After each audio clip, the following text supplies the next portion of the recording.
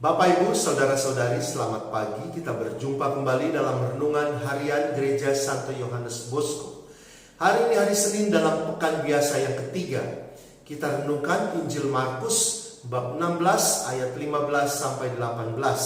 Silakan Anda membaca dan melanjutkan video ini ketika selesai membacanya. Perintah Tuhan jelas. Kita diutus untuk mewartakan. Dan Tuhan bisa menggunakan siapa saja untuk mewartakan keselamatan. Pantas atau tidak bukanlah hal yang penting. Kalaupun tidak pantas karena banyak kelemahan dan kekurangan, Tuhan sendiri yang akan membuka jalan, mengarahkan hidup kita menjadi baik. Asalkan kita memang mau dibentuk olehnya. Hari ini gereja merayakan pesta pertobatan Santo Paulus.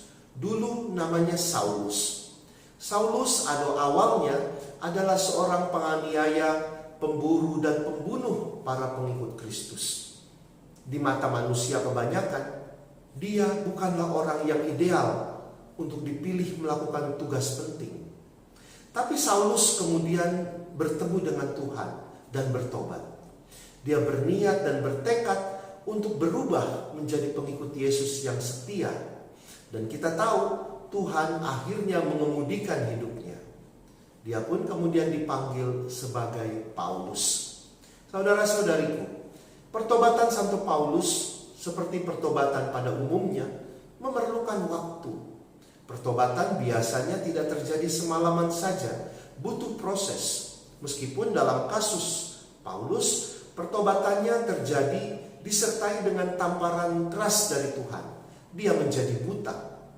Itu menjadi titik balik dalam hidup iman Paulus. Setelah itu, dia menjalani proses pengenalan akan Yesus Kristus bersama dengan Ananias, seorang murid Tuhan. Saudara-saudari, apapun latar belakang kehidupan kita, pendosa atau kudus, miskin atau kaya, cacat atau sehat, semua dipanggil untuk menyebarkan kerajaan Allah yang adalah damai, sukacita, kerukunan, keadilan. Kita diundang untuk menyebarkan kerajaan Allah itu. Tuhan dengan caranya sendiri akan memanggil umatnya untuk bekerja melayani di ladang Tuhan. Kalau perlu mengingatkan dengan keras seperti yang terjadi pada Paulus. Para rasul serta pengganti mereka diserahi tugas untuk mengajar, menyucikan dan memimpin. Semua umat Allah juga ikut serta dalam pelayanan tersebut. Perintah Tuhan adalah, pergilah ke seluruh dunia, beritakanlah Injil kepada segala makhluk. Tuhan berkati